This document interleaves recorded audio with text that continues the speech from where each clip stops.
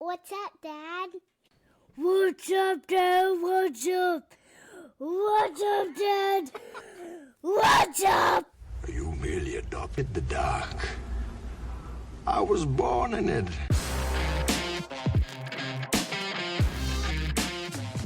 All right. What's up, everybody? We got the What's Up Dad podcast here. This is episode number 29. Why'd you have to look at your paper for that? I knew it was 29. I just had to double check. You know, I was wondering if the error you made while posting it. No, I'm just kidding. Yeah. No, realizing as we split the duties of this, if we're not talking and writing stuff down, we got papers again this week, by the way. If we're not talking and writing stuff down, things will get crossed. And I think that's hilarious. So we got What's Up Dad podcast, episode number 29 here. Super excited. We already have a title for this one.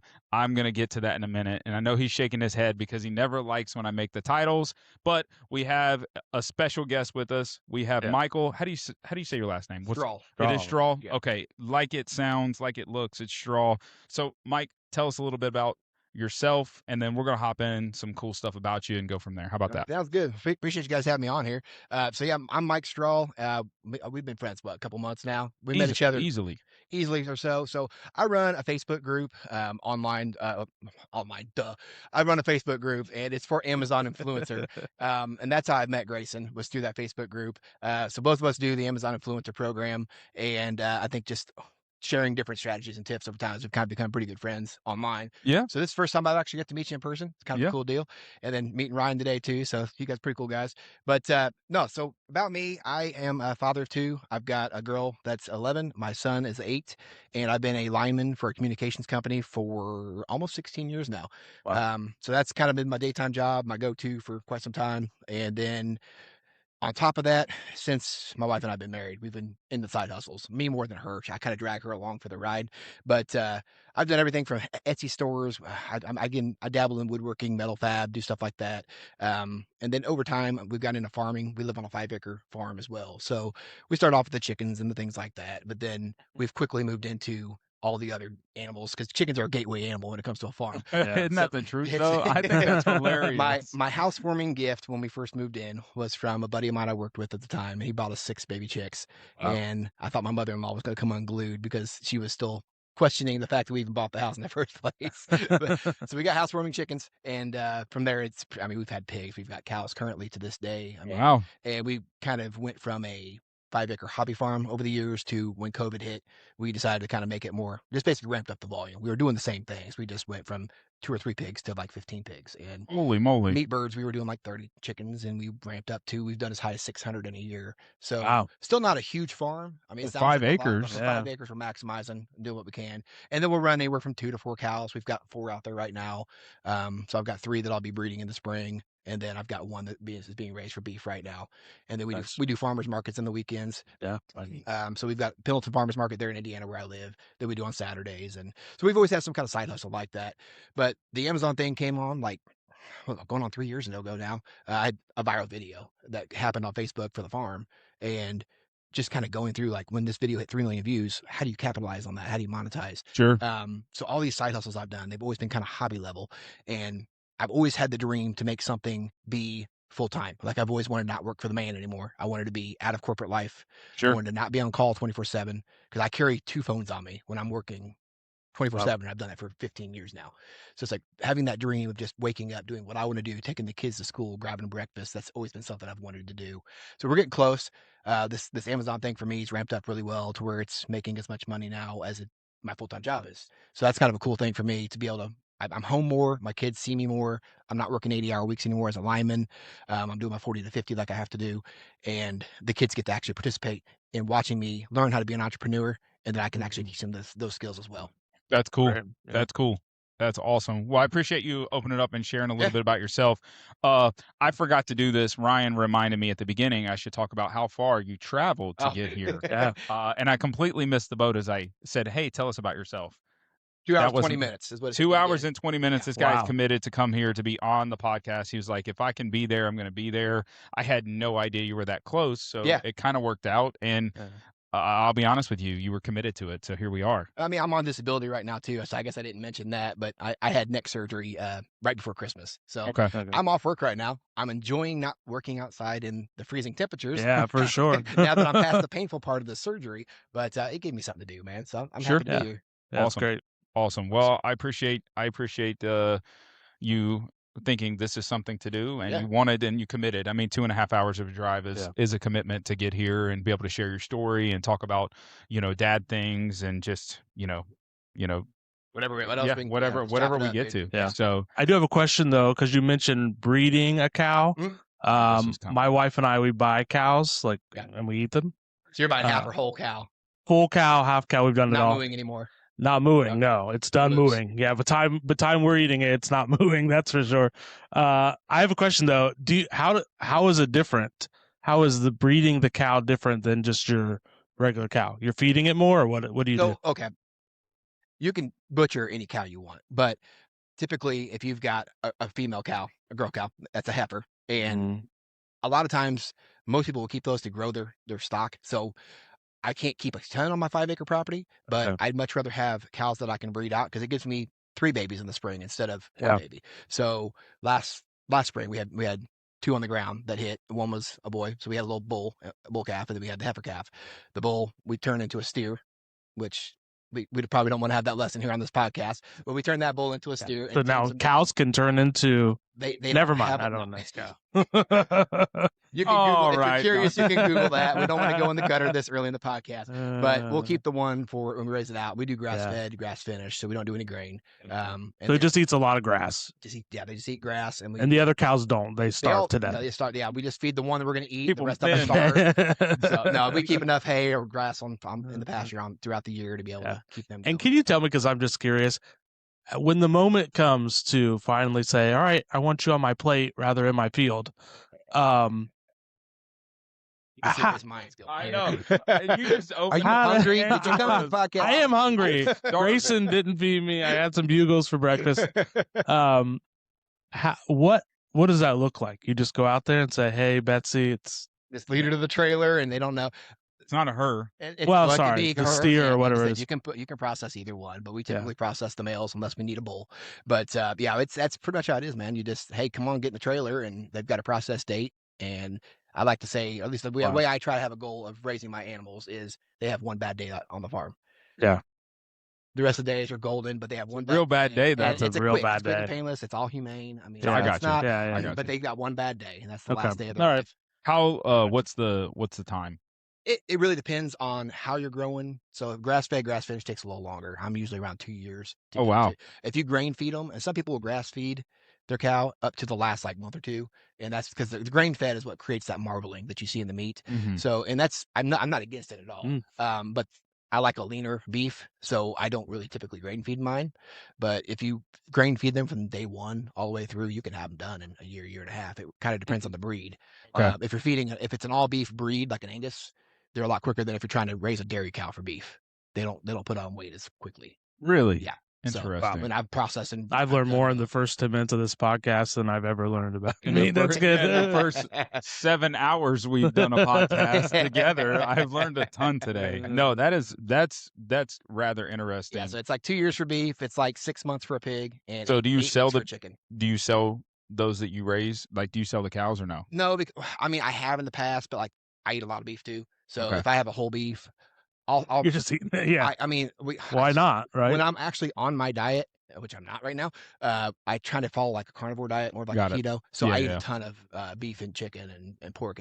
It's just that's what I eat. I don't stick my bag I don't stick my hand in a bag of potato chips very often. Yeah. If I'm actually being, if I'm actually being on my diet. So Sure. that's I kind of gotcha. yeah. I got you. So what's if Ryan wanted to buy a half cow? What is one charge for a half cow? That is all over the charts. It really Right? depends on where you get it. I mean, and I honestly, since I haven't sold a beef in a while, I'm not really sure what the prices are right now. But I know I was at the grocery yesterday because I'm buying my Don't beef. do that.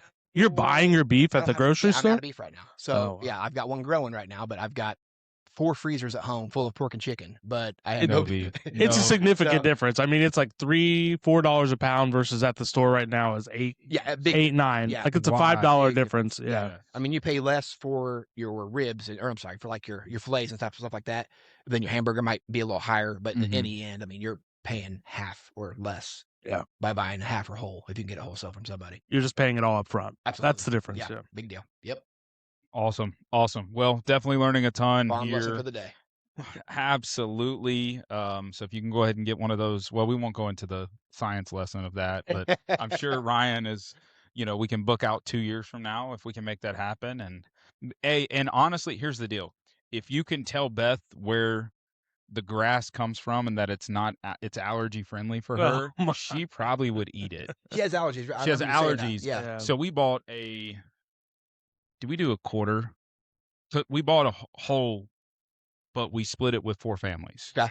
So we only took a quarter. Right. Yeah. I That's pretty common. I ate all of that. Yeah. Oh, easily. I don't think my kids ate it. Yeah. Because she didn't eat it. So I was like, we still have some. Yeah. How long does that stay good for?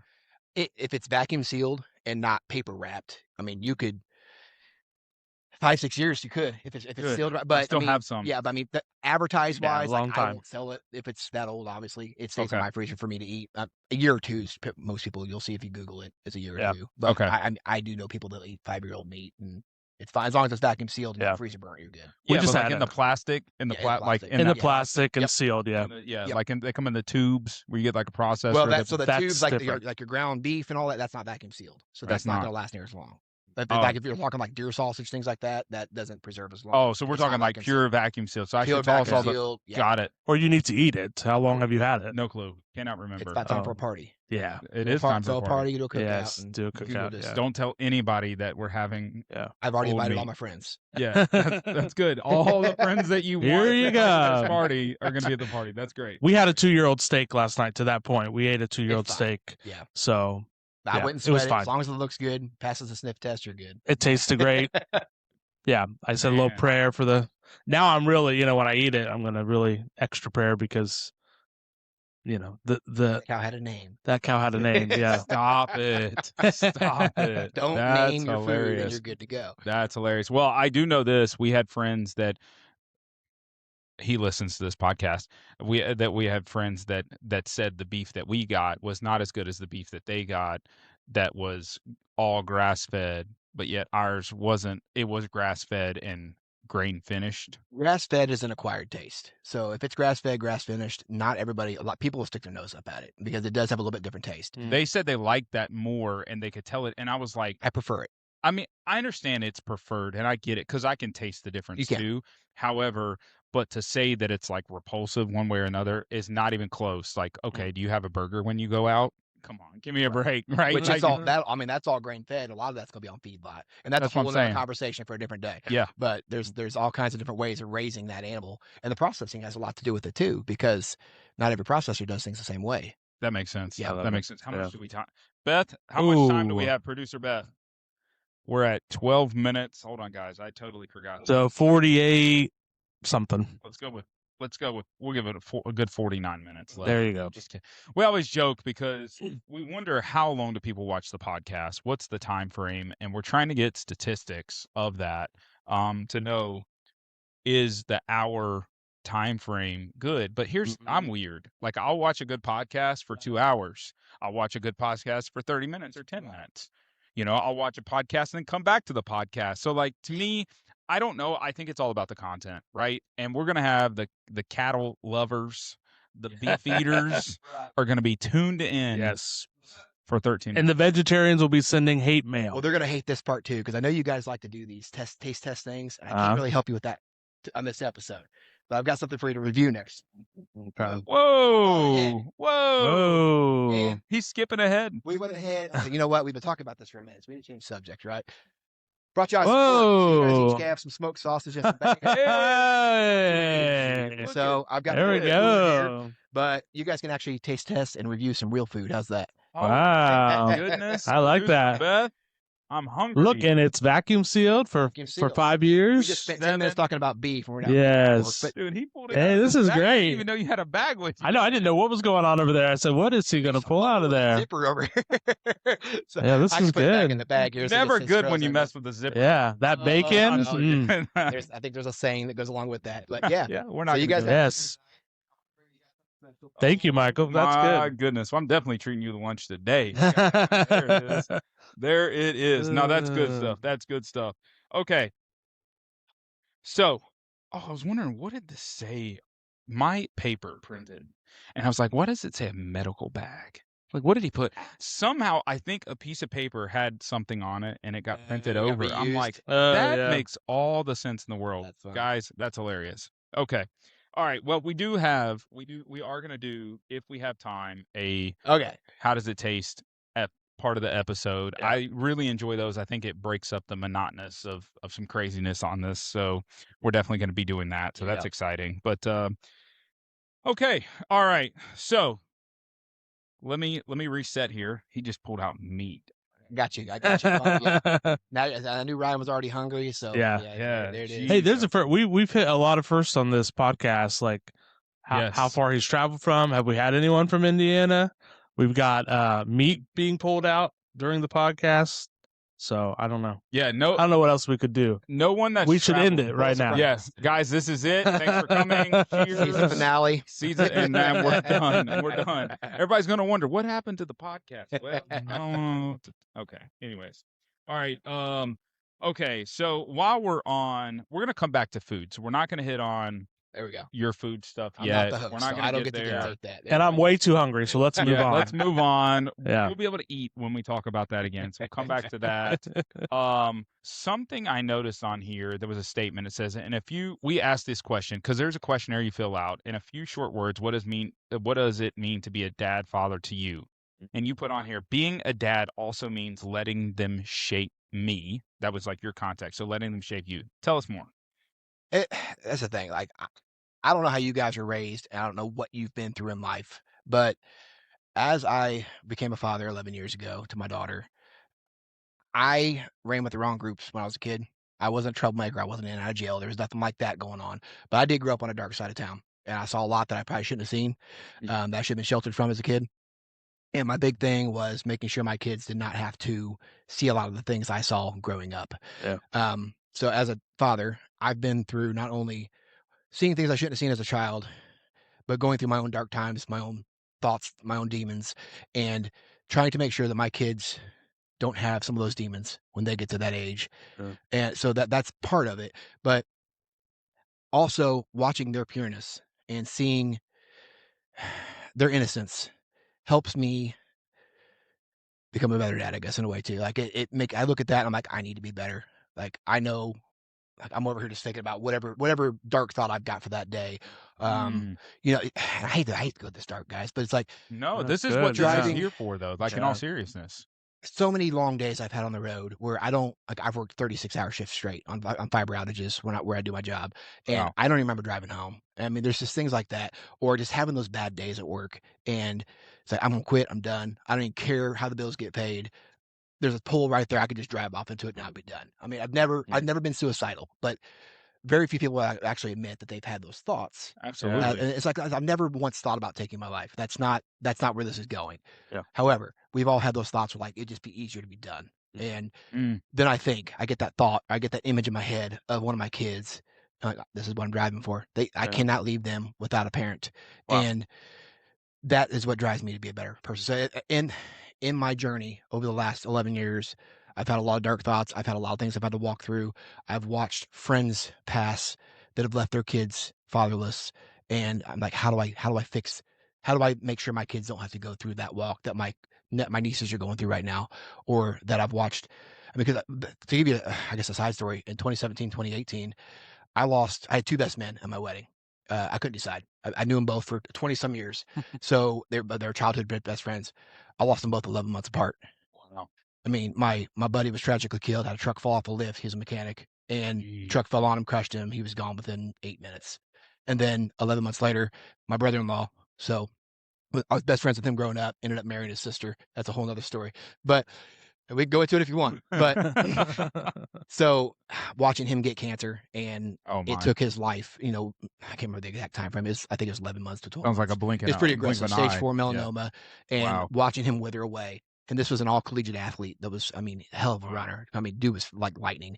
And watching him go, well, two totally different families, two totally different upbringings, and how they raised, both of them good fathers though. And watching the wives struggle through what they struggled through. Yeah. It's like not just being a better person, but have I set my family up in a way that if I'm gone tomorrow, they're not looking for the next paycheck. And so life insurance and things like that financially, it's like I've taken all these steps based on other people's tragedies, and I've tried to Wow. make sure that I'm better. And then I'm still fighting my own demons as well at the same time. The kids are the only thing I think that have really, my kids, my wife. Because I'm only my wife out of this as well. But it's like what they've brought me through. Had I done this alone, I don't know that I'd still be sitting here. I think it would have succumbed to some kind of bad day over the time. And that's what it means to me, I guess, being a Wow. father. Yeah. That's deep. There are a bag of onions here, guys. I'm not just Fight back tears, man. I'm fighting back. I- No, I- I love the real. We talk about this a lot, like being real, raw, and relevant. Yeah. That's me. That's how I want to have communication with people. That's why I'm slow to speak in that aspect, just from that perspective. And something you hit on, and I'm just curious, it said that I shouldn't have been sheltered from as a kid. Yeah. So, do you feel as if it's our job, or where do you draw so kind of two questions in one. How do you know what to shelter from and not to shelter from? Well, I can give you examples of what I guess saw, and whether it was through the fault of my parents. Let's be clear. I love my parents, and all of us are doing the best. We're all first parents for the first time. So Oh yeah, yeah. every day is your first day being a parent for a kid that age. So there's always something new you got to go through. But I don't want to fault my parents for what I did see or things they may have done in front of me. Because I watched my parents have, not like domestic abuse, but like big drug out arguments in the middle. Like that probably should have waited till after went after bed. So it's like I've done everything I can to make sure that if me and my wife have a disagreement or an argument, it's after they've gone to bed. I don't want them to see us have more than just like a little scuffle in the kitchen or something, disagreement over dinner. But if we've got like legit issues we need to work through, we usually do that after hours, after they've gone to bed. We've never like raised our voices. I've watched my parents raise their voices over things over the years. And I said, never was it like a domestic violence. There's so much worse that could have happened. So I don't want to make it sound like I had this horrible childhood, but things like that, I had to experience that. It's like, man, being the oldest child as well, my brother's 4 years younger than me. I feel like being the oldest, I was privy to more information Okay. than what my Four's a big gap. Not right. your gap, but four's a very in a very normal family setting. Yeah, Four's four is a a- decent Yeah, size. so And you're the oldest. You're Yeah, the oldest. just Yeah. the two of us. But yeah, so I'm 4 years older, 4 years and 3 days apart is what we are. And yeah, so it's like I feel like he was more like babied in a way, and which it's fine, but at the same time, I kind of had to go through a lot of the hard knocks he didn't, I feel like, in my opinion. So it was just one of those things where, looking back at it now, I probably shouldn't have seen that argument. I probably shouldn't have known some of my dad's things that he was into, that he was doing, that my mom didn't agree with, or things like that. So I try to keep our marriage as innocent as I can in terms of when we are having an issue. I don't want the kids to know about it. I want them to see what a good marriage looks like, because more is caught That's than good. taught, right? So I can sit there and say, don't get divorced. And, if you believe in God, you can't believe in divorce. But I need to be showing them You need to live that. through my actions. Yeah, you got to live that. And that's not always easy, especially when you're coming home frustrated, pissed off, and tired from a Yeah. long day at work. And then I have a 15-minute drive home, not an hour drive. So I don't have time to decompress. So Yeah. what do? You decompress when you get home. Most And of the then they're time, both- most men, yeah. And it's like the wife's at the door saying, this doesn't work. The car's making this noise. The kids are daddy, daddy, daddy. Yeah. Yeah. I don't get that time. So Yeah. that's where I've failed, and I need to work. And I need to do better at those things.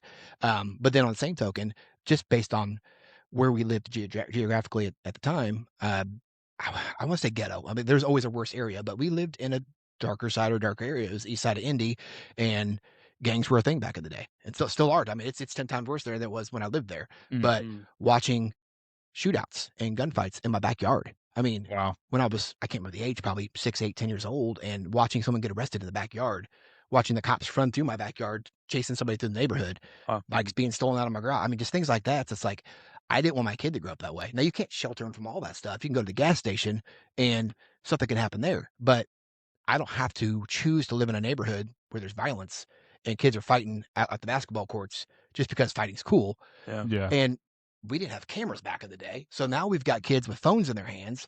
It's a totally different ballgame on how to navigate through that stuff. So that's my big thing is like, how do I keep them out of some of the things that I had to see, whether it's through the parenting flaws of my own parents, and I've got my own flaws too. And then how do I keep them out of an environment? So that's why we live in the country. And that's like, I feel like my parents should have moved to the country back in the day.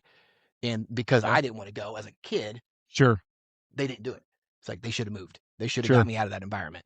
And it's hindsight now, but I chose, no, we're going to live here. We've got 5 acres. You guys are going to learn how to raise animals, and we're not going to be part of this clique over here. Wow. Yeah. Wow.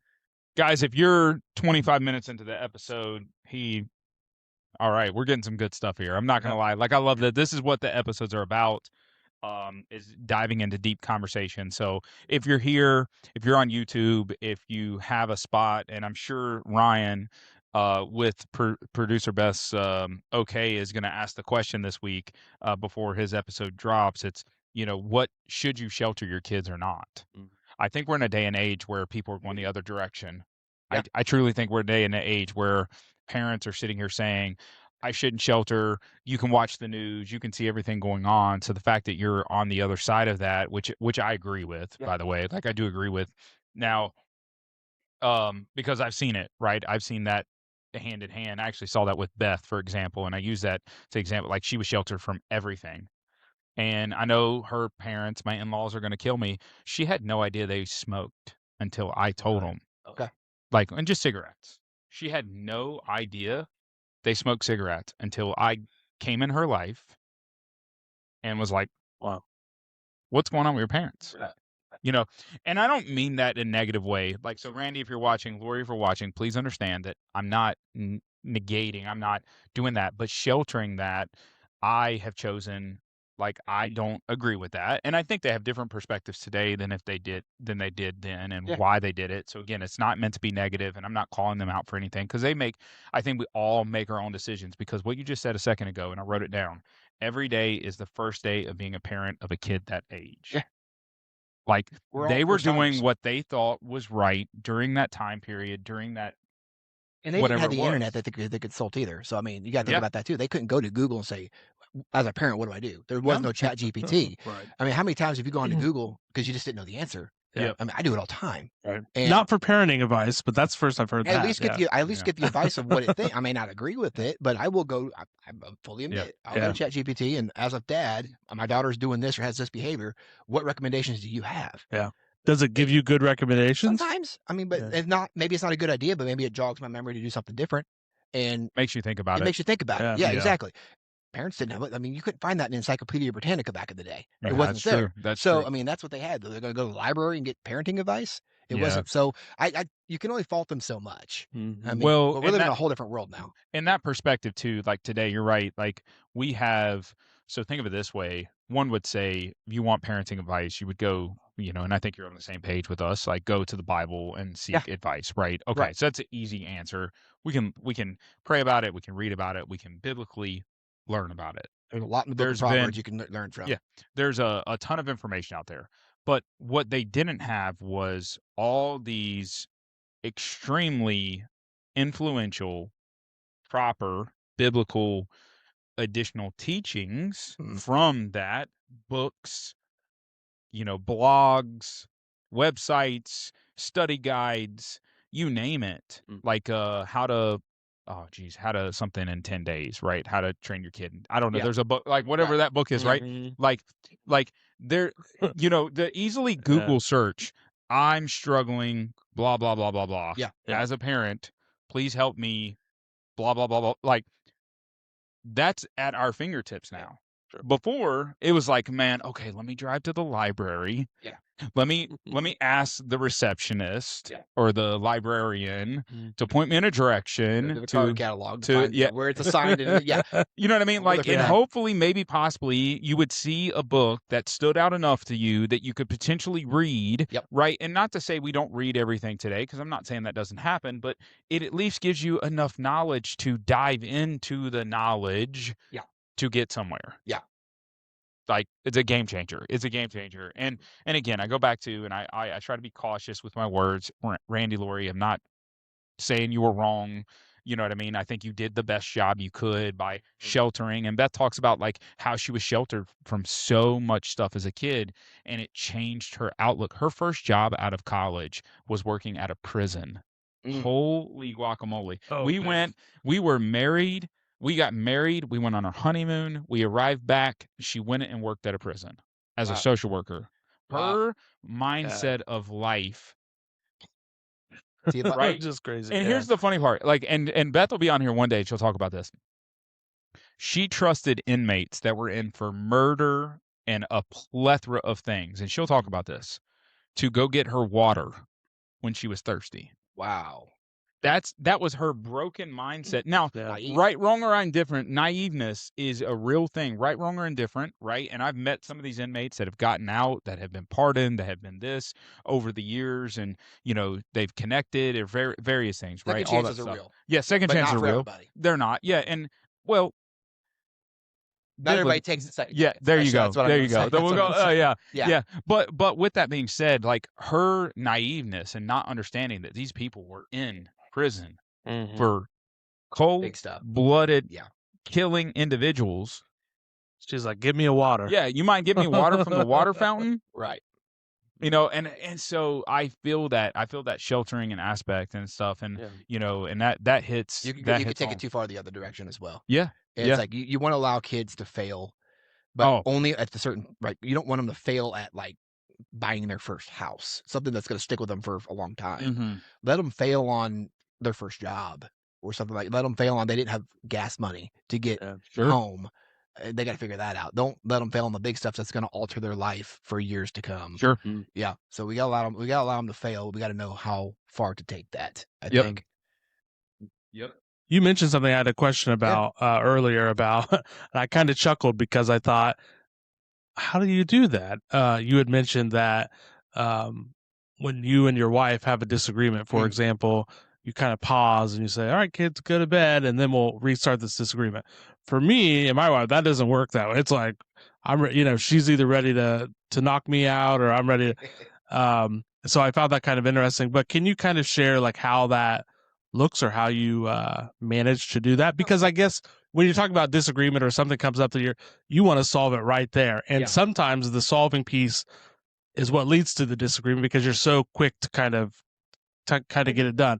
How do you kind of say, oh, red flag, put a pin in it, or Be what's that honest look and like? fair. And this is something else that comes down to just the way you parent, and everybody's gonna be different. But we believe, well, number one, I'm up at 4 o'clock when I'm working and my normal schedule's normal. I'm up at 4 o'clock in the morning. I mean, because my day starts at 6 and I work 4 10s, so my day starts early, which means my wife used to be at work at 6:30, so our kids go to bed early. So it was 7:30 bedtimes, and then we're like this day and age we're like 8:30. So my kids aren't staying up till midnight. Right. I know most kids are because my kids' iPads still ding at 1 o'clock in the morning on a school night, and they stay in the living room. So we don't even let electronics in the bedrooms. And I'm watching these things go off. I'm like, these parents aren't parenting. What are they doing?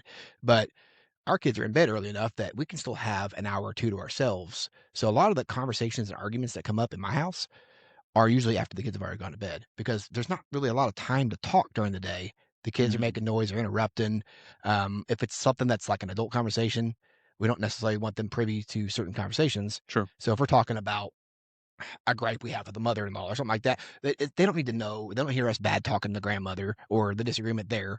So that a lot of those arguments for us take place late at night. And the whole like don't go to bed angry thing. I mean, that really just depends. We do. I mean, there's sometimes there's just sometimes we don't get the argument solved that evening. Yeah. Sure. And then that next day it just looks quiet. We take time apart.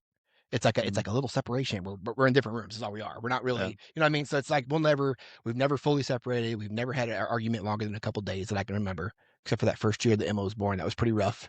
Yeah, that was pretty rough. Postpartum's a real thing for women. Mm. I learned that firsthand. But yeah, I mean, it's every couple is going to be, I guess, different in terms of how they handle that argument. Yeah. What I'm having to learn is my way of thinking, my way of love and intimacy as a man are different than what a woman wants to see. And you've seen those clips and reels where women are like, well, the way to my heart is like doing the dishes or taking the trash out, things like that. For me, it's like, man, I'm gonna come over and smack your butt a little bit, and hey, I love you. And she's like, no, that's not the time and place for that. So just Right. learning those things, learning when to step away. Yeah. I shut down and get defensive, and I'm trying to do better at that.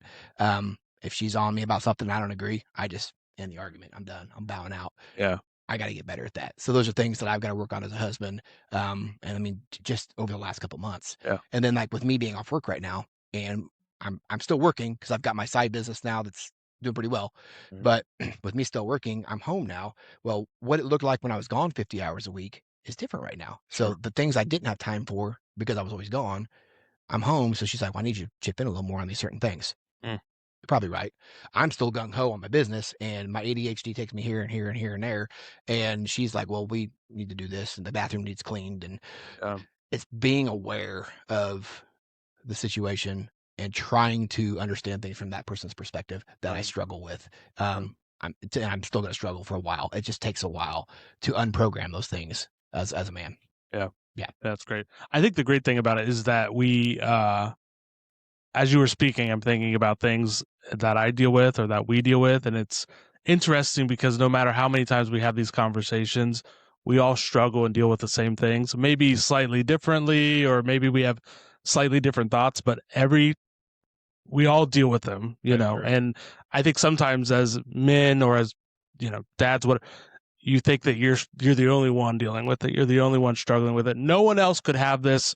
In fact, I said this to myself the other day, like, no one else is dealing with this situation right now. And then we have these kinds of conversations, like, yeah, everyone is dealing with this stuff. It's not the norm for men to share their feelings. Mhm. So, I mean, how often do you, I mean, especially coming from blue collar world where we all just, you know, grit and we're just get the work job done and don't Yeah. be again. I mean, there's things like that sorry, I know. Bleep. But Nah, bleep. bleep that. I don't. We can't believe it, yeah. Just try my best. We're gonna see. We're gonna see. But it's just things like that. It's like, you know, guys don't share their feelings. It's Yeah. just they lock it up, and then one day they That's blow up, true. and we wonder why they blew up. Yeah. They've been Great keeping point. that inside for 10 years, and they finally blew. And then we wonder Mhm. why guys go off the deep end. Yeah. We gotta talk, guys. We gotta have these groups of, you know, accountability groups or whatever it might be. Yeah. You've got to have your inner circle. Yeah, I agree. And I think there's no excuse for like when that happens, like when people go off the deep end like that, I think that a lot can be said about why that happened and what that person should have been or should have been doing. But you're exactly right. Like these conversations are not happening enough. And there's not enough avenues for folks to be able to have conversations, decompress, get those things off their chest. Yeah. So those sort of things. you know what's funny, and not to interrupt you. So You're you good. talk about like understanding the level of deepness. Guys have two versions. Mm. We have surface and we have here. Yep. Right. So I asked a group of guys, and I said, "What topics would you like to hear about?" Okay, and this brings that point to kind of like a full head, right? It is. Let's go. Hold on. Is church just a place we're supposed to listen to someone talk and then rush out and go home? That's super just surface stuff. Now, I think it's a great topic. Yeah. I think that's a great topic, but very surface related. Okay. Should Christians be more Amish? I love that. That's a deep conversation right there to be had. This is one we could have had today. Did you say Amish? Amish, right? Amish, okay. How and why should we make things beautiful? Love it. Okay. Is the modern Western idea of family biblical? I think it's very, while you could go either direction. Yeah. Is that? But here's the one. This is something men always gravitate to. This is and you've talked about domestic disputes, in various ways, like brought up, like, and use those kinds of words and stuff like that. How much porn am I allowed to watch? None. Why is that? And I'm like, and I find this funny. Like, we get into these weird conversations, and these are the topics that come to mind as men, and we struggle to see Western ideas have us in these boxes of where we're supposed to be and how we're supposed to act and what we're supposed to do. And they'll never let us get to these deeper accountability conversations We where some of these normalize lead everything to, too, though. That's and the we problem. We normalize normalize everything. all this stuff, and it becomes, it's you push these ideologies on people for so long. It's like being a certain fitness level or being Absolutely. attracted to a different gender, the wrong gender, however you want to go. It's like we normalize all these things based on beliefs, and it's like you're pushing your agenda on me now. Yep. I know we don't want to go that direction, so I'm gonna leave it at that. But it's like I don't want to conform to what you think is okay. Sure. I've got a different set of beliefs, and just because you want to do it, we're not going to normalize that. That's not Yeah. okay with me. Yeah. And that's one of those topics. Well, and I look at this, and I don't think this guy's sending any of these. I think these are all great. These can be great topics. Yeah, absolutely. These can be fantastic topics. So you know who sent those, right? The people that are watching it. You were watching it, and you know you sent it. Right? All them out. But I find it funny that it goes into that normalization of we struggle to get beyond normal topics as men. Yeah. And then we struggle to connect where things like crap hits the fan too. Yeah. You know, how do we find the median ground and have a group of guys to be accountable with, have a group of guys to have generalized conversations so we can continue to carry the weight that each other bears? I mean, the more alone you are, the worse your decision making is going to be anyways. So if you're going through life alone, and I mean, you're married, let's just say you've got a great family, but you're still going through life alone. You're going to a job.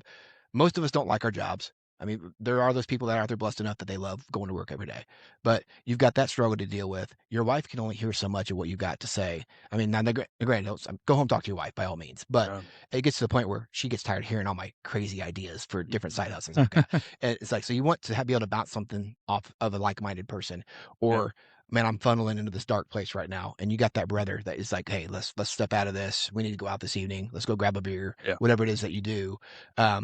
Man, I don't really like the way you're going right now. Your attitude's shit. And sorry, your attitude's crap. Oh, it's okay. And it's like, if you don't have that person, sometimes you don't want to hear it from your wife. Sure. You need that brother that you've had for 20 years to tell you that. Well, and how many times have you seen situations where the husband has done something where they've committed suicide, or the wife had no idea, or it was that bad. It was that bad. Yeah, she had no idea. He bottled it up. So clearly that communication, that connection wasn't doing what it needed to do for that situation anyhow. And that's where these kinds of conversations can come in. But yeah, I think that you're spot on with that. Now, sure. Now let's preface, guys, talk to your wives. Yeah. It's irresponsible to not be able to communicate with your wives. If you can't communicate, there's a problem, and that's probably when you need to take therapy on. Yep. And find somebody professionally to help you at that point. So we'll start with that. I think we can all agree. Yeah. Communicate with your wives, even if you're not able to get into the weeds. But here's the thing. Wives, allow your husbands to communicate with you and potentially communicate with other men to work through or bounce things off and have that scenario, because I think that's extremely important. You're right. My wife doesn't like all my crazy ideas. Yep. Right? You know what I mean? We are very different people. Yep, we are different people. There's a book up there, Traction. I am a visionary. Right. I've realized that I'm a visionary, and visionaries kind of work with other visionaries, and I don't need another visionary, but to be able to bounce a crazy idea off another visionary is extremely helpful. Yeah. You know what I mean? So there's opportunity and time. Now, here's the thing, men, you mentioned this, and I don't think you meant it in this way. Whatever you need to do, go out, have a beer, and have conversations. Like, what I want to focus on is have conversations. It's not the beer, it's not the golf, it's not the football, it's not anything else. Have the conversations. Wives, encourage your husbands to go have conversations. Yeah, absolutely. That's the key. We didn't say go have beers and conversations. We go say have conversations, and if you want a beer, have a beer, right? And to be clear, I don't even drink. So that was just I know that's just, it's easy to talk over a beer for a lot of men. So absolutely. Yeah, so it's like, but I don't even drink a drop of alcohol. So, but it's more or less like the communion, sitting down at the table with a man and being able to talk about these deep things that you wouldn't otherwise do. You've got to learn, you got to find some time to open up. There's certain things that women aren't going to understand about a man, or that you're going to get a different perspective from a man. And sometimes he's going to say, you're wrong. And the other time say, you know what, you're probably right, but you need to approach your wife differently. You're not coming at her the right way. Sure. And those are things that I need to hear, because I'm very bullheaded. So if I've got an idea in my head, my wife's not getting through to me, I'm not willing to change. Maybe that best friend or that brother can get me off the ledge and get me to where I need to be. Yeah. Well, it does take a lot to be able to also go to that brother in Christ and be able to say, "Hey, my wife is telling me this." Now, preface this part of the conversation with, I'm not negatively talking about my wife. Okay, I don't sit down with other men to say, Yep. "Well, Beth did this, and 100%. I don't like this about Beth, and here's my problems with Beth and Beth and Beth and Beth." Hey, I have an issue. I'm dealing with this. Okay, I might say, Beth provided me response in this way based on what I said. Can you please tell me or provide some guidance of, where's my wife coming from, to help me understand where my wife's coming from, help me get some words out so I can speak it to my wife because I'm having a hard time with that. Again, I think we also miss the boat, because today's society is have your open feelings, have your open marriage, have your open relationships, and tell everybody your dirty news and say, well, this, that, and another. Well, that's just not how this is meant to be, guys. And like social media, man. Oh my goodness. I mean, it gives you such a false narrative of what is expected from a marriage.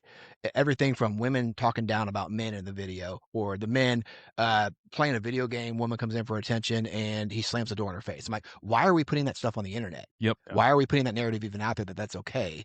And I can't think of a single time, and there's probably out there, but I can't think of a single time where I've ever badmouthed my wife to another person. I vented about topics that are in the house that I need help with, but I've never, like, my wife's just a stupid, nothing like that. Yeah. That's not how, I don't believe in that. And when guys talk about their wives being a fat cow, or, I mean, I've heard this. These are things I've heard on job sites. It's I'm like, wild. you called your wife a fat cow? Really? Like, she gave you 4 children or whatever the thing might be. Like, come on, what are you doing? So those are the things that just really drive me off the wall, man. It's like, your marriage is doomed to fail because you're not even trying. Yeah. You're putting in no effort right now. Yeah. No, I hear it. I hear it too. I mean, I've heard it many times, and that is not a line that I care to cross. And quite frankly, those men in my book are really, really tough to deal with. And a lot of times I find myself pulling back from those conversations. If I can't stand up and say you're wrong, it's an easy way to just pull back. They're not in my circle. They're not. And that circle just, they're welcome when they want to change their ways. Yeah. I will be there for that person. But yeah, as far as you've got to learn to distance yourself, and this includes family too. And I mean, I spoke about my brother already. I haven't spoken to my brother in almost 5 years.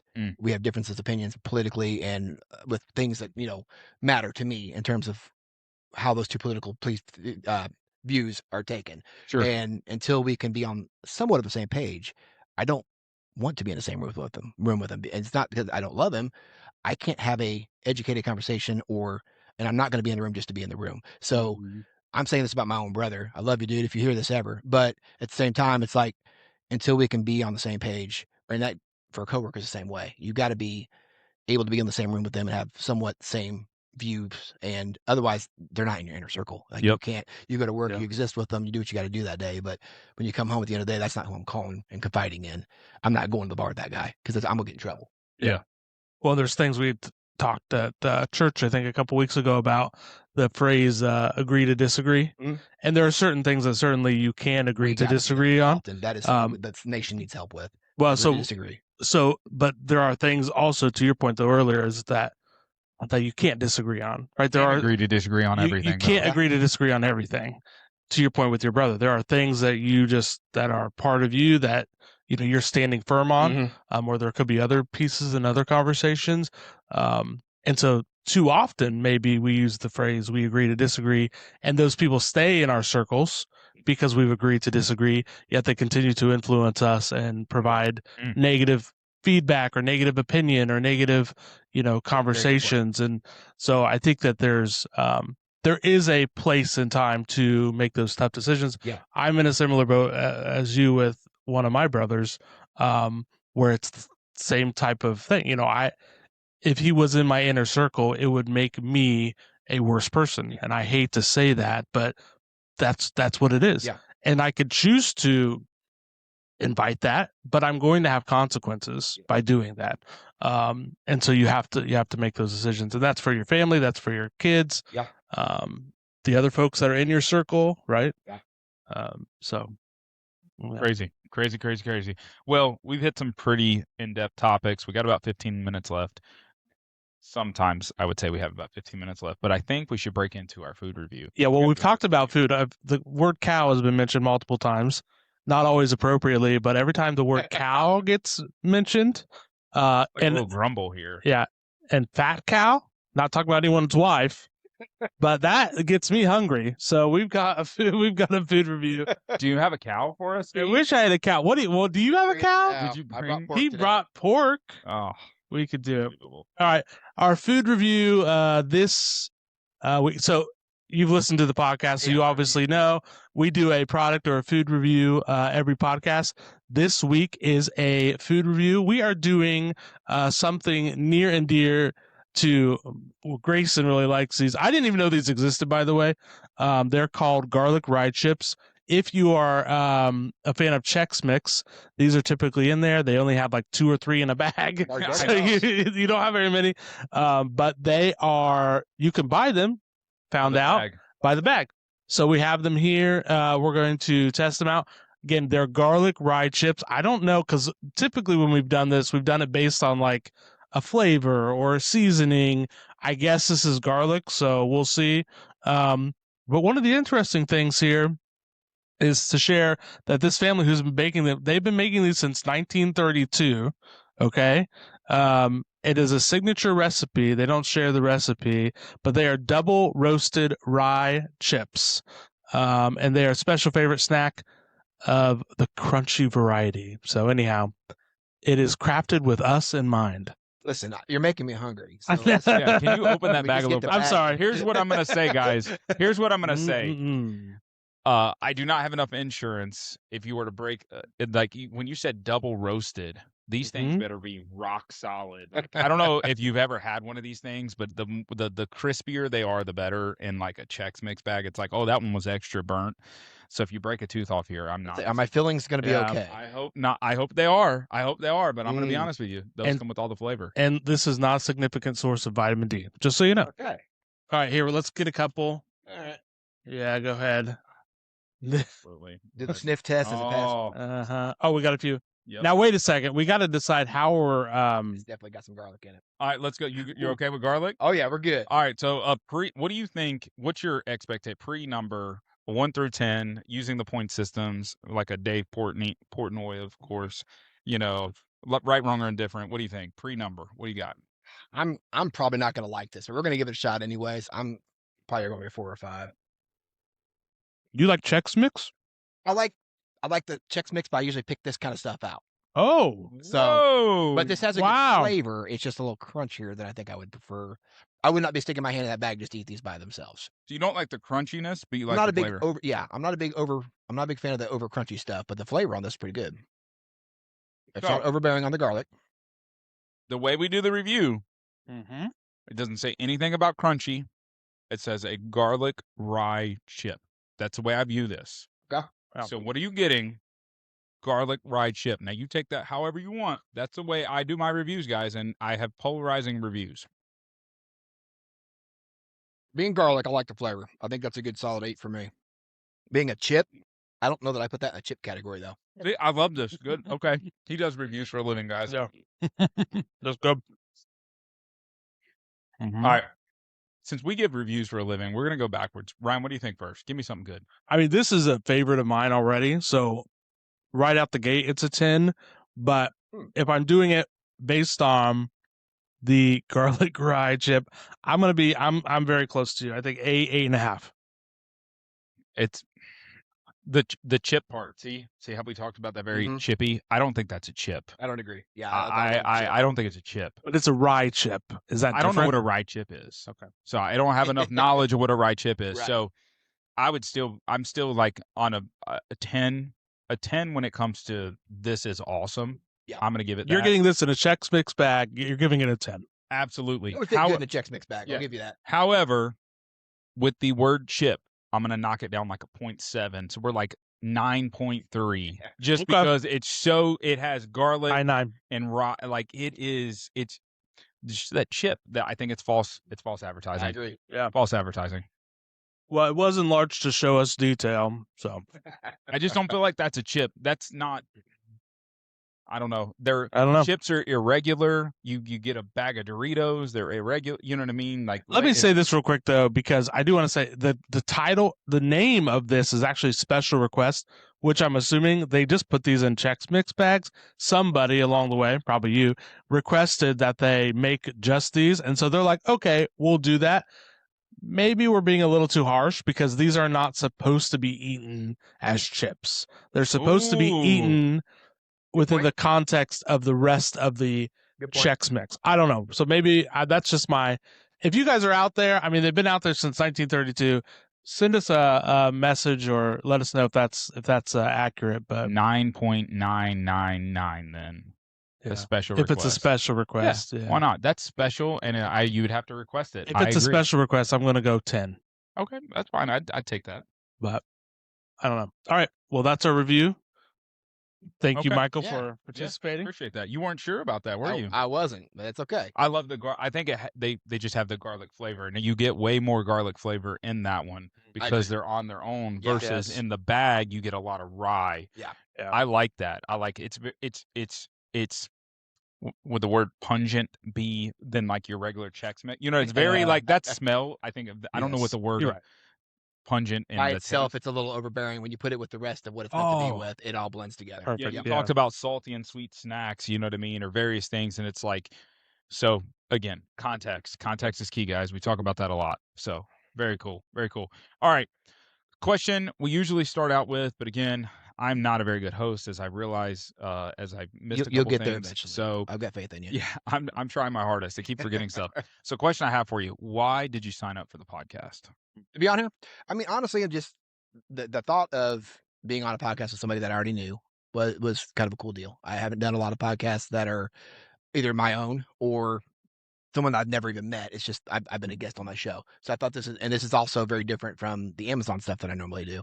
Okay. So that was kind of the big thing. And then just being a dad, I felt like this was something that it made me think for the last couple of months before coming up to this podcast and actually being on here. It forced me to kind of think through some of my dad's stuff. And then the bonus of finding out you guys were so close together. I mean, it's a heck of a way to spend a day for me. I mean, getting out of the house for a little bit, chopping up with a couple guys, getting to know you a little better. So I've had a blast. Great. Yeah, it's been great to have you for sure. I think that the dad, we kind of fishtailed a little bit and we got really deep into a lot of the conversation about being a husband, being a man. But yeah, bringing it back to being a dad. What would you say has been? So you have a girl and a boy. You said 11 and 8. 11 and 8. What would you say through everything that you've dealt with, everything that you've done? What's been the most rewarding thing that you've done with your kids? Watching them do something for the first time and seeing that look on their face when they accomplish it by themselves is something that they can annoy me to no end, and they get along great for the most part until they don't. But like any kid, that's every kid. Yeah. But no, I mean, honestly, there's been houses I've been in where like the kids are heathens all the time. Sure. And it's because they're allowed to run amok. But I think mine, and maybe I'm biased, but I think my kids do really well at being together most of the time. But then if I've showed them how to do something, maybe it's 5 times, when they finally get it, when it finally registers, or watching, we went to Kings Island October, camp for the week, and watching kids ride those roller coasters, seeing them light up, those memories that they get to do. Did you stay at the campground right next to Kings Island? Yeah. Camp Cedar. Cool campground. It's expensive. You ever been to Camp Cedar? Yes, it is. But it is cool. A cool it is a cool. campground. And we went in October, so everything was shut down. Oh, like the pool and all that was already closed. So, but we had to see all of it. It's cool. It'd be cool to go back in the summer and see. But they had like a craft show there. And it was really cool. Yeah. But a little pricey. But yeah, so we stayed there and we did Wolfridge, Wolfridge Lodge. We did that, and Great Wolf Lodge. Great Wolf. Thank you. I've been there twice in my life. Great Wolf Lodge. Wolfridge. I wasn't really a fan of it, to be honest. But you don't have any of that in Indiana. You don't have lodges or roller coaster parks. We've got what's that in Santa Claus, Indiana. Santa Claus, Indiana. Yeah. No, Santa Claus, Indiana. Down south, we've got. Why am I drawing a blank on this? Holiday World. We've got Holiday World down there, which is cool little amusement park to go to. Okay. But we don't have like a Kings Island or a. It's only open one day a year, or what? What yeah, is just it? one day on Christmas you go and Santa Claus is there. No, it's themed. So like you go through the different areas and they've got Christmas, they've got Halloween, and That's like a Nightmare Before Christmas type. It's really cool actually, and we usually go on 4th of July. What's it called? Holiday World. It's down in Santa Claus, Indiana. They've actually got a hotel down the road I feel like you can stay at. you're pranking us here. We're gonna be No, we're gonna be booking flights, and then No, it's don't like book a flight. I mean, but if you got time to take, it's worth checking out once or twice. It's not to the caliber of like Kings Island or Cedar Point, Yeah. but when my kids were younger, they could ride a lot more there than they could at Kings Island. Okay. So going Interesting. there, and I guess back to my point is like watching them get to do things like that for the first time. My daughter was terrified of the big rides. And then she gets off that ride. Thunderbird is the big ride down there. So the second year we went, she got to ride that. I think it'd be 54 inches, 52 inches to ride that. Watching her light up, the fact that she conquered her fear That's cool. it's like those are the dad moments that I remember. That's cool. I mean, just those are the memories. She'll never remember that, but I'm gonna remember watching her conquer her fear, get on that ride, and then she wanted to get on 10 more times. So and then watching my son, because he's very mechanical like I am. So watching him hop into the truck with me on a creeper, change oil. That's cool. Or the first time they helped me take a tire off. Yeah. I mean, there's things like that. It's like I try to capture those moments when I can, but I don't always have a video camera with me, or somebody to film for me. So it's like I've got some of those memories locked in my brain in my vault, but I don't have them on film to go back and watch. It's like you want to be in the moment, but at the same time you want to be able to like go back and look at some of those moments. And I really struggle with that line of I miss a lot because I'm trying to be present. Sure. But at the same time, I try to make sure I get some of that stuff on video too. So that's something I'm really working to get better at as well. You know, I've thought a lot about that. We have about 2 terabytes of storage, photos and videos of the first like 4 years of really all of our kids' lives. Not like, well, let's go the first 6, because 6 would have had Carter involved with like 2. Since Carter was like 2 to 4, Sydney 5 to 7. Carter or Skylar, what would it? 7 to 9, right? The last 2 years, right? I'm counting backwards. We don't have that much. And I actually bake in the memories of like seeing on my phone. It's like, oh, memory of this, memory of that. And I'm like, why don't I have anything from like 6 months ago? But I will tell you, I remember those so much better. And I'm like, that was such a cool time. This was this was that. Whereas like before, I'm like, Beth will show me a picture of Sydney, and I'm like, who's that? And I don't remember. I don't recall. Like, I feel bad. I'm like, I don't remember that vividly. Yeah. Like, I remember vividly today. So I will say there's a lot of perks to that. It's hard to get to that. Yeah. Being present is... That's like I've got a lot tough. of 10 to 15 second clips where I've just grabbed my phone and I'm watching, but I just grab the phone and click it, and I'm trying to film that here and there. So it's like, growing up we had camcorders, and so our parents were always filming. You have a 45-minute video. 15 minutes of it's just sitting there on the living room on a tripod. Yes. I mean, so we've got that. It's kind of a luxury now where we can kind of splice those clips together. Yeah. Almost create like our own highlight reel. They couldn't do that back in the day. Sure. So that's kind of nice, being if you can just grab 10 or 15 seconds at a time, be present for the other 4 hours. But at least I've got 15 seconds of them walking through the park, holding hands or whatever it is. It's like those little things. I'm trying to do that. I'm trying to do that right there. Where I struggle is like snapping the photo or the image because again, back in the day, I used to be so here to get the photo and get the image right. And then I felt like I was missing the ambiance of it because I was so like dialed into you're looking through blinders. Looking through very much. Looking through blinders, right? And now, like, so I like that idea of trying to still do something without looking through those as blind. Like, If I'm walking through the zoo, walking through a park, hiking, I'm usually in the back, and it's like I'm taking it all in. And my wife's usually in between the kids and us, but I've got a picture on my phone, and I'll go back and look at it a lot. It's honestly, it's my tractor. I've got a cab Kubota tractor, and when we feed the animals as a family, my wife drives the tractor, and my daughter's now driving it too. But they were still small enough. All 3 of them were in that tractor. My wife's driving, and the kid on each side. And I've got this rear view looking through the back window of the tractor. Their heads. It just, because I'm following behind the tractor, and it's like it brings me to tears thinking about. It's like that's my family. That's cool. That's awesome. it's such a. It means nothing to anybody else, but to me, for some reason, that picture is something I always go back to. Yeah. So. Yeah. No, I agree. I think it's more for us than it is for our kids, because I can't imagine this will be the first generation within like 10, 15 years where you have a lot of that stuff saved, where you could say to your kid who's now 15, 20, 25, like, hey, you want pictures or videos of yourself cooing as a baby? Probably not. But you didn't have that before, right? It was all like some VHS tape, or it was on a Polaroid picture. This is kind of this first generation that's growing older that could say, yeah, I want that or I don't want that. Sad story for me. All my pictures growing up were stored in my dad's house in like several shoe boxes, and his trailer burnt down about 7, 8, 9 years ago. All that's gone. So I have just a few like that had been taken like on a phone later. But I have no pictures, very, very few pictures of myself as a kid. That's it. My parents have boxes, like you just stated. It's like I had to thumb through all those pictures to even find myself, and scan them somewhere or do something. It's like my wife, in that Facebook. I hate Facebook, but the memories. Yeah. If you actually post to it, it does really good. My wife uses Time Hop, I think is what it's called. Oh yeah. So she every day it pops up with whatever That's photo cool. from 10 years ago. So it's kind of like a quick glance. Oh, look at the baby, so cute, and then so it's kind of, you're always remembering. Yeah, that's cool. That's cool. Well, we are at the part of the show where we start to slow things down a little bit. We got to get to the end of this. So I like to ask the question, or ask you the question. Do you have any questions for us? I would be curious, sitting at this round table here, group of men, where would you, when it comes to being a man of God, I find a lot of comfort and advice in the book of Proverbs, but I am also curious because as godly as I try to be, I could always do better. What advice from a godly perspective do you have that you guys put in your houses or under your roof? What certain things do you guys live by that help you be the best father you feel like you can be? Whoa.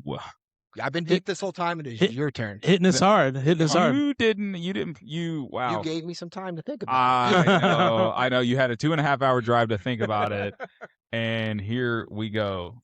Let me just say that I love the Proverbs, and one of my favorite Proverbs is it's better to live on the corner of a roof than with a nagging wife. That's a joke.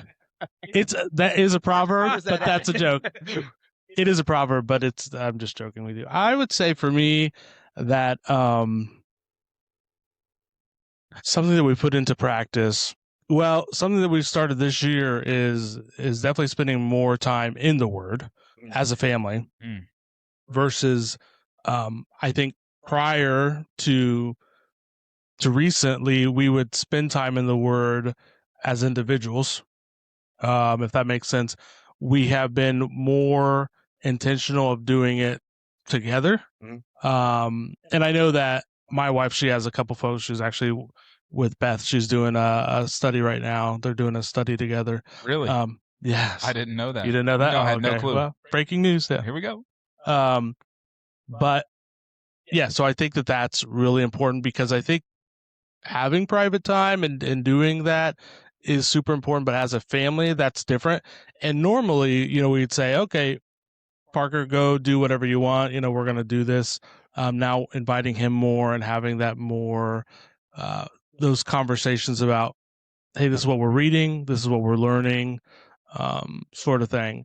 As it relates to family dynamics, I think you brought up a good point earlier about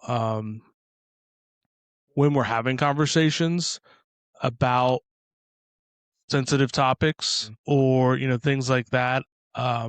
That's also something that we're working on to make sure that we're doing that in a way that glorifies and honors God, in a way that there's tough conversations that need to happen. There's tough situations that you go through. How you manage and handle those needs to be directed through what God says about managing those, right? Not just kind of your own on a whim. Hey, this is how we're going to handle it. Going to the Lord and asking for direction, asking for wisdom in those situations. Whereas I feel like, it's easy to just kind of say, hey, I kind of know what this is about. I kind of know how I want to manage this and doing it, and not really trusting or relying on the Lord. So yeah, those would be a lot my of times in prayer, I will pray, but I'm not willing to listen. So Mm. I think that kind of relates to what you just said. Is as I pray for the answer, I'm not stopping and actually taking the time to listen for the answer either. Sure, I'm out, sure. and if you don't take the time to listen, you're not going to hear the answer, and then that ends up being you going about this on your own. You're going solo. You're not using God's word. So I think that really relates to what you just said. Yeah. What Yeah. deep thoughts do you have for me, sir? I gave you a bunch of time. I'm gonna give you a ton of If you time. can't answer that one, I got another for you. No, I'll answer it. So Okay. this is something I've talked about on the podcast. So you specifically said being a dad. You asked about like being a dad. One of my greatest things that I hold very close to is writing my kids love notes every day, Bible verses in their lunch boxes that they get every day. We have a container. My kids have a container upstairs where they take every one of them and they have it. So one day I'm gonna have a container, like a massive container of Bible that I've handwritten. Now, here's what's been interesting. Over the past couple months, we've transitioned to not only having those, but those now we get talked about. Yeah. So the kids are like, Dad, what does this mean? Now, 9 times out of 10, I've already written them, and then Mom comes out and she looks at me and she goes, well, what does that mean? And I try to explain it, and she gives me crap about it because I didn't explain it in a good way. So then I do what I have to do, which is go give context to it. Wow. That has been one of those things that's been rather interesting and has really challenged my dad leading this family from a biblical sense.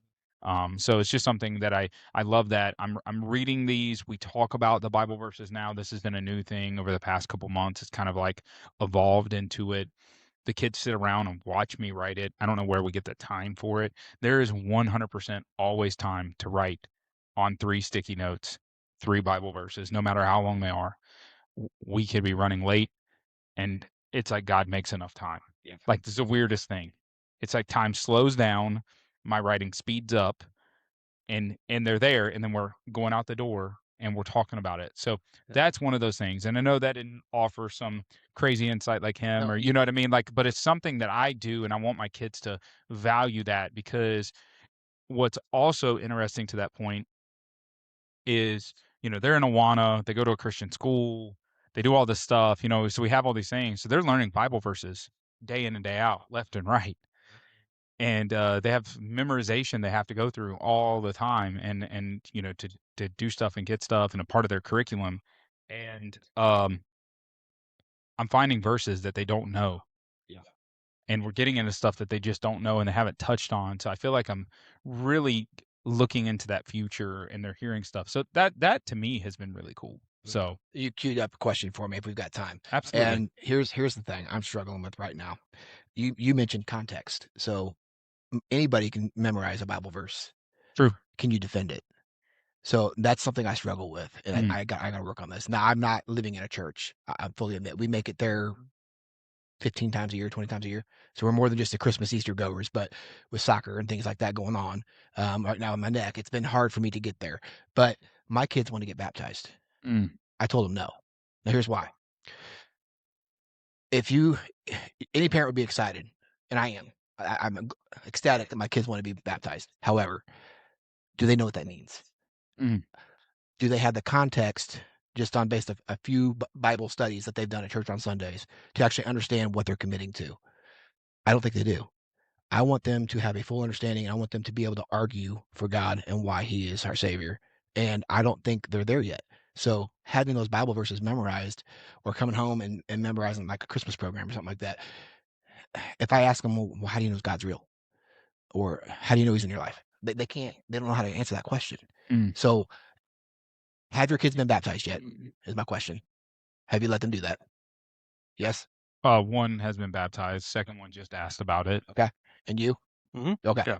Did you struggle with this, or did you just openly go to that? Am I being too deep? Do you want me to take it? I'll answer it too. Yeah, okay. I'm just about to say this could be another 30 minutes to talk about this. Absolutely. This is a pretty big topic. Absolutely. This is something I'm really struggling with right now. So Yeah. My opinion on defending the Bible, defending God's word, it doesn't need defended. There's no reason to defend it, right?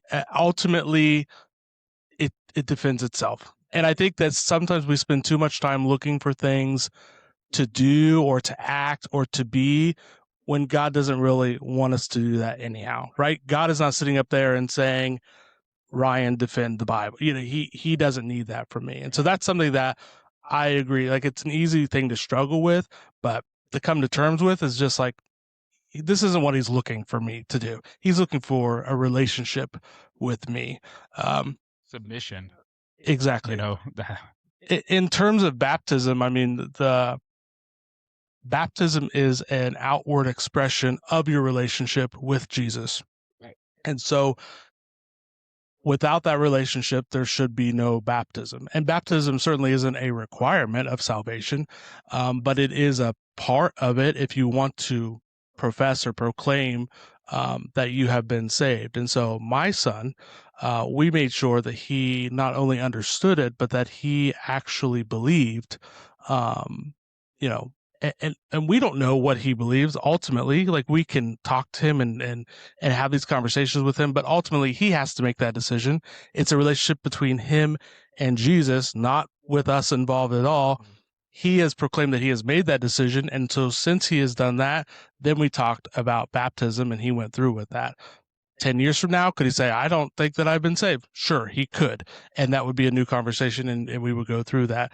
But my belief in what the Bible says is that baptism should occur post that relationship and that happening. So part of what, and I'll let you answer too, but part of where that logic for me came from was my first thought was like, let's sleep on it. Make sure it's a decision you still want to do. Because I want to make sure it's like not that they're just doing it because their friend's doing it or because it's cool they get to jump in a pool of water and go under. I mean, that's what 8 and 11-year-olds are probably thinking, right? So as I started thinking about it myself, I'm like, well, what happens when they encounter their first atheist and they have to go through the argument and they're maybe more philosophical and they can make every argument crumble on what they believe because they don't know how to defend the context and what they believe in. So it's very easy to mold a mind at that young. Yeah. And that was so it's like, I'm probably taking this deeper than I want to take it. But at the same time too, I wanted to get a perspective from someone else that's in a church, let them get baptized and they'll learn it as they go. Or is there a certain level of understanding they need to have before they make that decision? Sure. And my last comment on this, and then Grayson, you can share.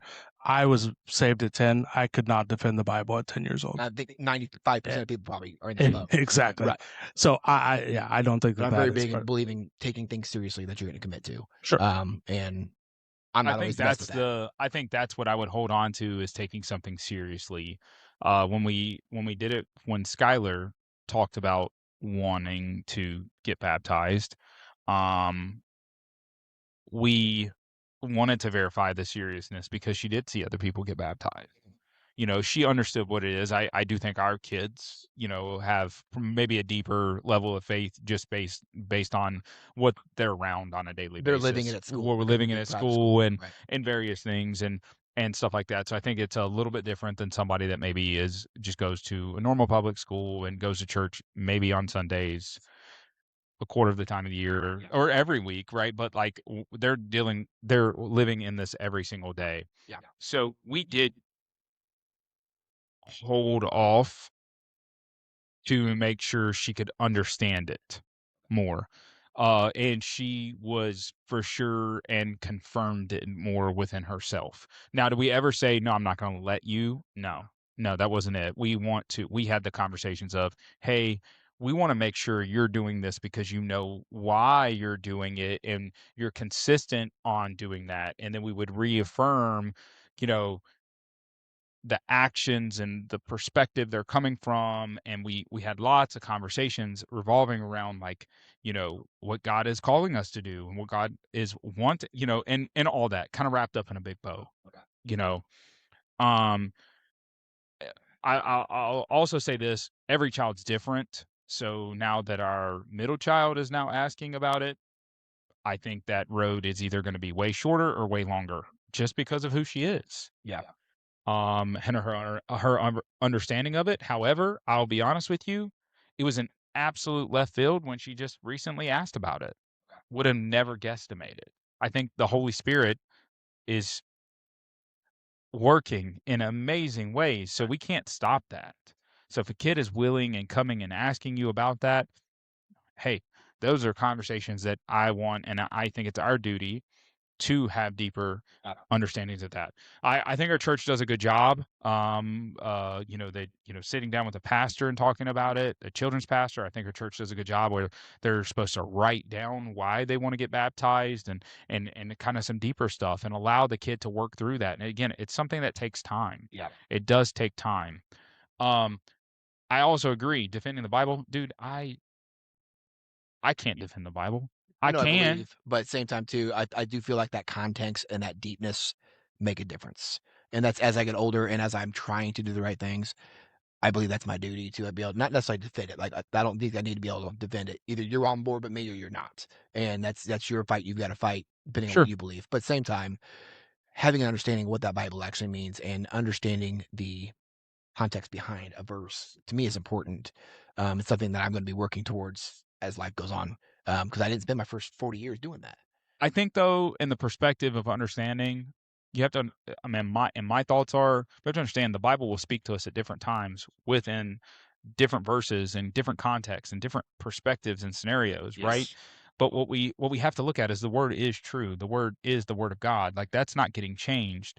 So in that sense of being able to defend or not being able to defend and really getting caught up in that, again, I go on, God doesn't need to defend himself. No. He doesn't need us to defend him. He needs us to, in my opinion, to submit to him.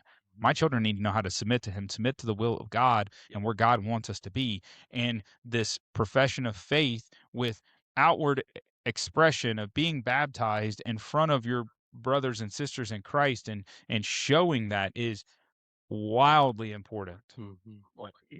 So there's that. I think taking it slow is always a good place.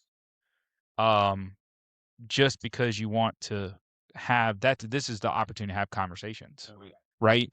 I think in certain people's lives, I think this is your opportunity. You're going to have more conversations around being baptized and being and understanding God and faith right now than you're probably going to have the 2 years after they get baptized. And you know what I mean? So it's like, this opportunity doesn't arise. You know what I mean? So, I don't know. I mean, yeah, is it important? Yep. Is it something we need to? Yep. But and I don't know if there's a necessary answer either. I think I'm overthinking. It's what it comes down to. I don't know if that's the case. I don't know if that's the case. I think you're right where God has you as a parent, looking to do it and making sure you are explaining it properly to your kids. So God never tells us we necessarily overthink things. We tell ourselves we overthink things. You know what I mean? The main thing is that they take it seriously. Yeah. That because I didn't as a child, and honestly, I can't even remember if I'm sure I was baptized at some point. Don't know what age, but I know where I went in and out of in life, where I stepped away, where I came back, and it's kind of like that Jelly Roll song. It's like we only talk to God when we need a favor, and it's like I feel like that's been me for a lot of my life. Sure. It's like only when it's bad do I need your help. I've got it the rest of the time. I don't want them to be that way, and I think that's where that level of understanding comes in for me. Is and I'm like, as an 8-year-old, how much comprehension do you have in terms of putting context to something that deep? But at the same time, knowing that this is the direction you want to go, you made the decision, and being able to sleep on that for a little bit here and make sure that's the right decision for you. So it sounds like I'm probably on the right track. I think you're on the right track. I think what they need to understand most, this is a lifelong decision they're making, right? And it's one of those things, they're making this, and they also need to understand that tomorrow they may get baptized today, and tomorrow they're going to sin. Right? They're going to have steps that are going to fall backwards, but God is forgiving and graceful and understanding. So like, as we manage and go through this process, that's what we don't want them to forget. That's what we want them to know about God. Yeah. You know what I mean? The character of God is true and is constant. And as they learn that, that's what's going to help them. You know what I mean? While again, getting baptized is, yes, it's important, it's necessary, it's needed, it's a profession of faith. It's, and we're called to do that. But at the end of the day, if you don't know who God is and you don't have that open relationship with God, like you said, you don't remember when you got baptized. You know what I mean? So It how? wasn't, to me, it was just something I think I went through the motions on back in the Yeah. day. Or my parents told me. I don't remember. My parents may have just told me that I need to do it. It may have just been cool because all the other kids are doing it. I don't know. Yeah. Yeah. So I want this to be a memory in their life. Like when I was 8 years old, I was 9 years old. Yeah, and honestly, it's dangerous. It's quite frankly, it's dangerous when you